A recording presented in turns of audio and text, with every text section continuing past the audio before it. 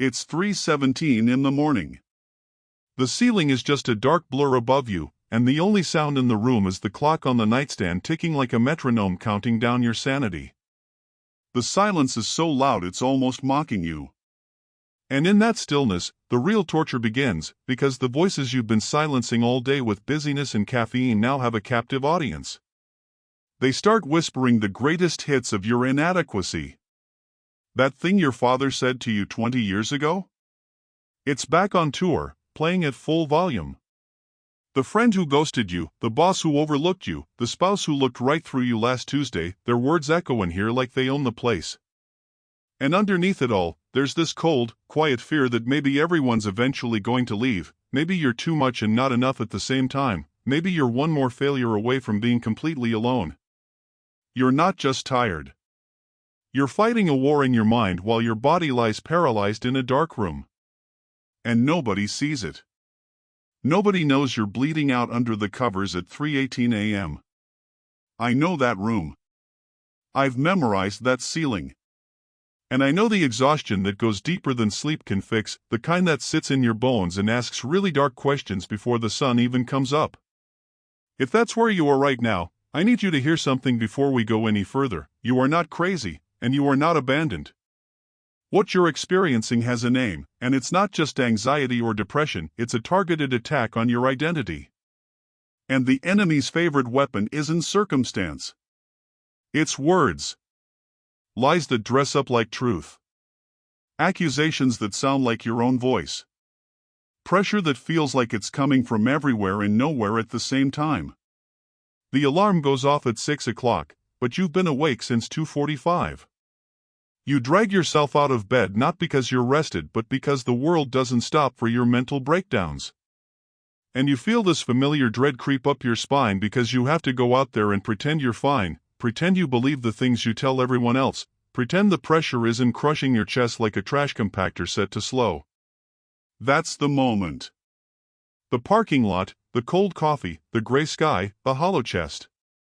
That's where the real question surfaces, not the one you post online with a filtered photo, but the one you whisper to yourself when no one's listening. God, are you even here?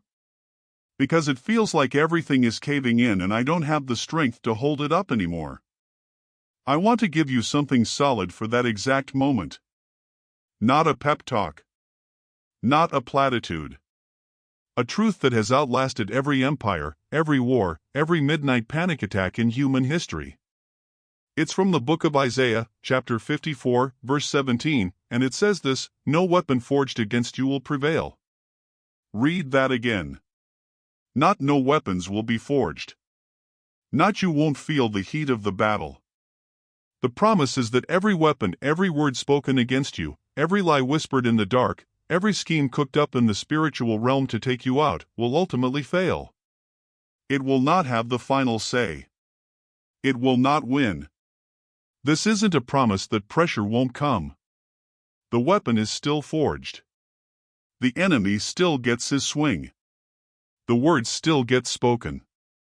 The bill still arrives. The relationship still fractures. The diagnosis still lands on your chart. But the outcome is already decided. The weapon will not prosper. It will not achieve its ultimate purpose, which is to destroy your faith, your identity, and your future. God draws a line in the sand of your suffering and says, "This far and no further." And here's the part that wrecked me when I first understood it. The verse doesn't say you have to defeat the weapon. It says it will not prevail. The victory is passive for you because it's active for God. You're not the defender in this courtroom. You're the one being defended. While you're lying awake at 3:17 a.m., replaying every failure, God is actively shielding you from blows you don't even know were aimed at your head. The pressure you feel isn't evidence of His absence. It's evidence of a battle He's already fighting on your behalf. So let me give you a truth to hold on to, something you can say out loud when the ceiling is closing in and the coffee's gone cold and the parking lot looks like a metaphor for your life. The pressure around you is never greater than the one who surrounds you. The weight on your chest is not stronger than the arms underneath you. The voices in your head are not louder than the voice that spoke galaxies into existence and called you by name before you took your first breath. I'm not standing here telling you this from a mountaintop. I'm telling you this from the floor. I've been the person who couldn't pray because words felt too heavy. I've been the person who read promises like Isaiah 54 verse 17 and thought, that's beautiful, but it doesn't feel true for me. I've sat in the gray morning light, holding a cold mug, wondering if God had finally gotten tired of my mess and moved on to someone more faithful. And what I've learned, slowly, painfully, through years of wrestling, is that feelings are the worst theologians.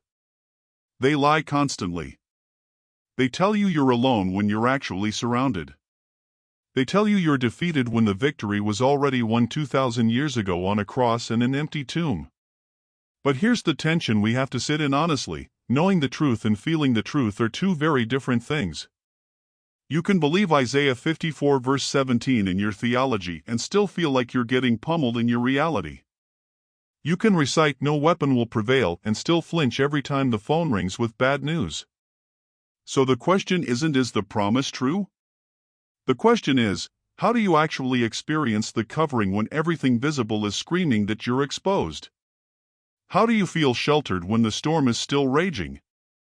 I wish I could tell you that after learning the truth about Isaiah 54 verse 17, everything clicked and I never struggled again. That's the kind of testimony that gets applause in church. But the reality was much messier. I became really good at the performance. You probably know the one I'm talking about. The smile in the break room when someone asks how you're doing and you say, "I'm fine, just busy because I'm falling apart inside and I don't know if God is listening anymore," isn't exactly coffee talk material. I'd park my car in the far corner of the parking lot at work, not for the exercise, but because that's where nobody could see me sit there for 10 extra minutes, hands gripping the steering wheel, tears running down my face after opening yet another rejection email on my phone. We regret to inform you, after careful consideration, we've decided to move forward with other candidates. Each one felt like a door slamming shut so hard the hinges rattled in my soul. And I'd be lying if I said I didn't question whether God had his phone on silent. Because from where I was sitting, it looked like every opportunity was being systematically locked, bolted, and guarded by angels with strict instructions to keep me out. But here's where the real warfare happens, and I'm not talking about the spiritual kind with dramatic exorcisms and holy water. I'm talking about the quiet battles nobody sees. That was my battlefield. Not a dramatic showdown with the devil in some dark alley. Just the slow, grinding erosion of hope through 1,000 ordinary disappointments. The kind that makes you cynical without you even noticing. The kind that turns "God has a plan" from a comforting promise into a frustrating cliché you want to throw back in someone's face. And let me tell you about the coffee. Because that became a thing for me. I'd make a cup at 7 a.m., full of good intentions, ready to tackle the day.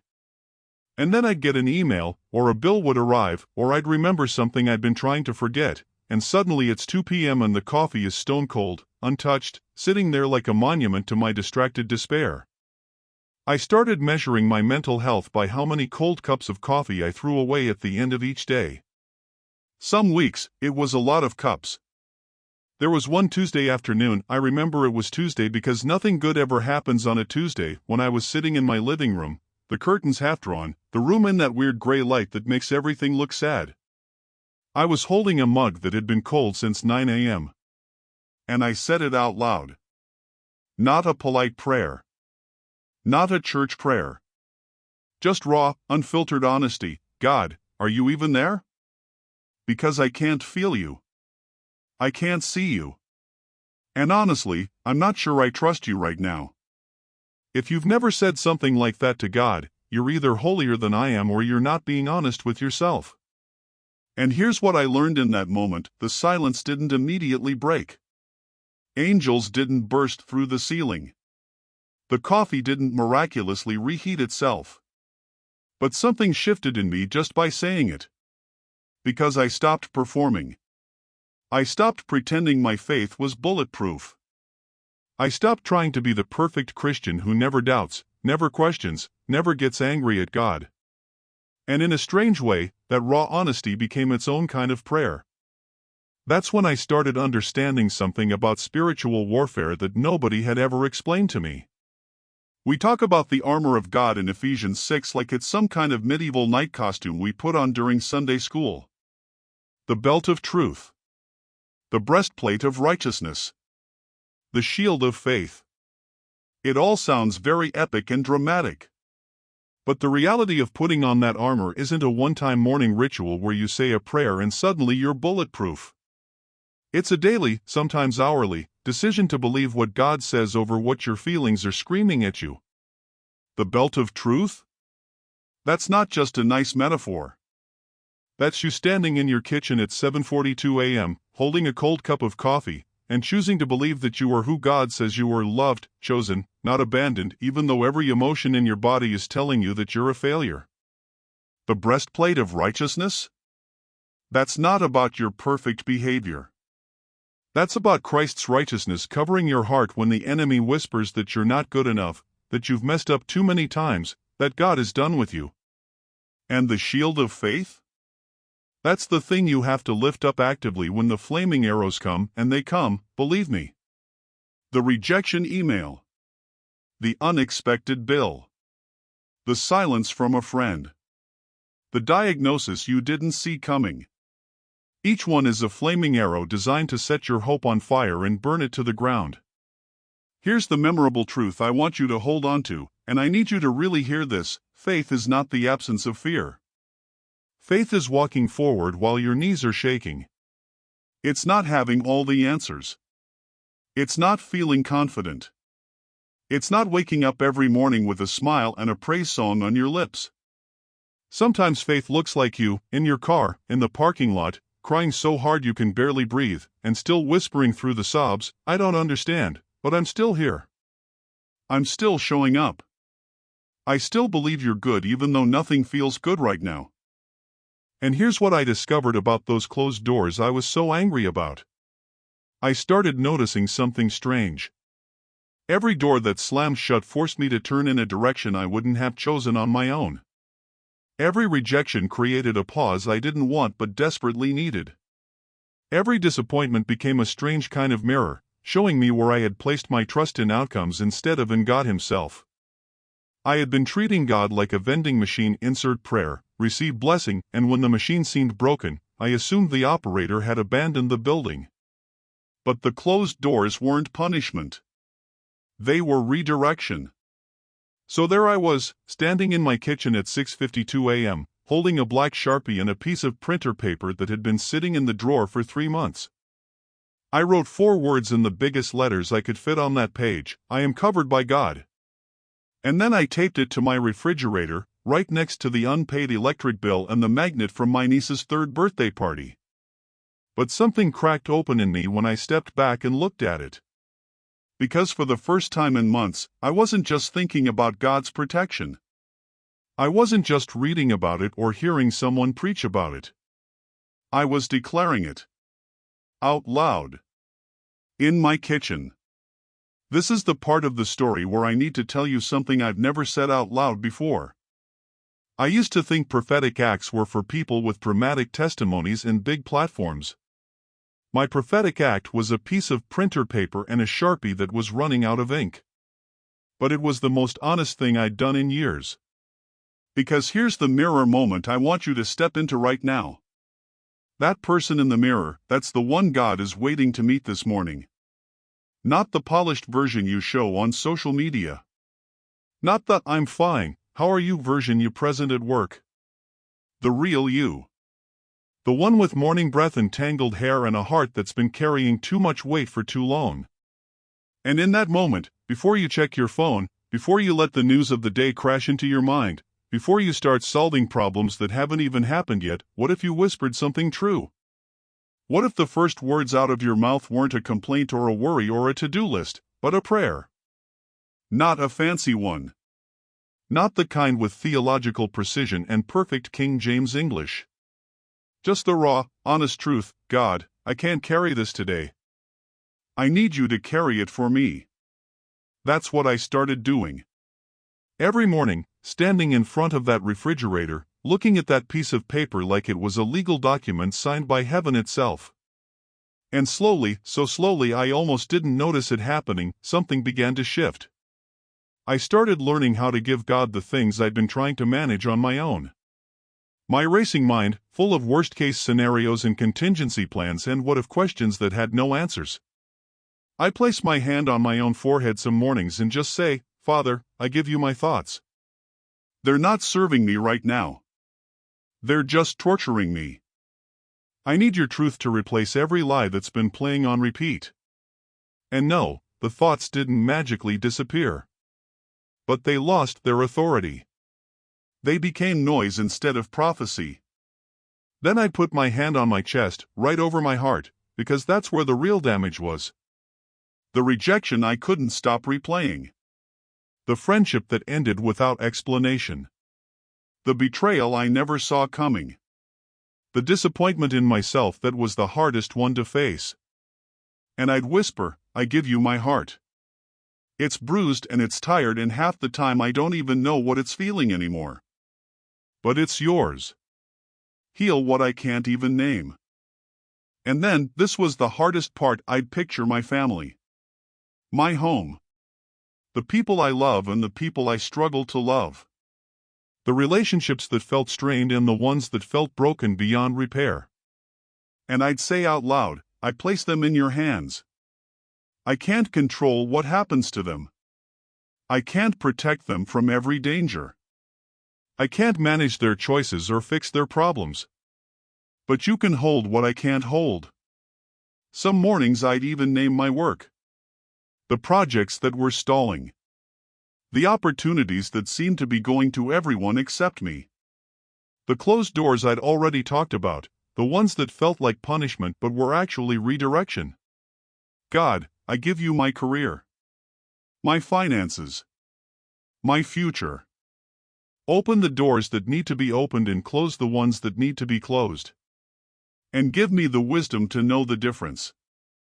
Here's the memorable truth I want you to carry with you, and I need you to hear this as if I'm sitting across from you at your kitchen table right now. Surrender is not weakness.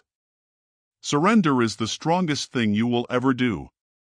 Because it takes more strength to open your hands and release control than it does to grip tighter until your knuckles turn white. The world tells you to hold on. God invites you to let go.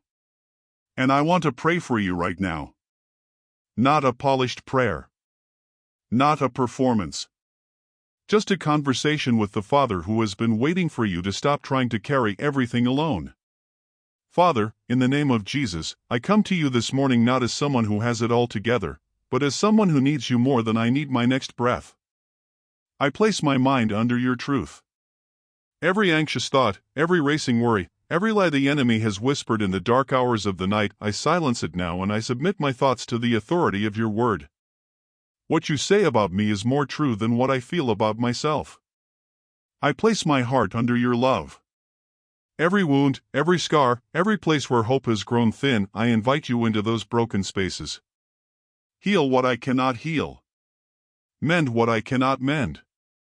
Let me feel again, even when feeling is terrifying, because numbness is not the same as peace. I place my family and every responsibility I carry into your hands.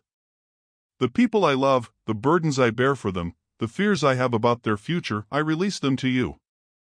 You are a better protector than I could ever be. You are a better provider. You are a better parent, a better spouse, a better friend.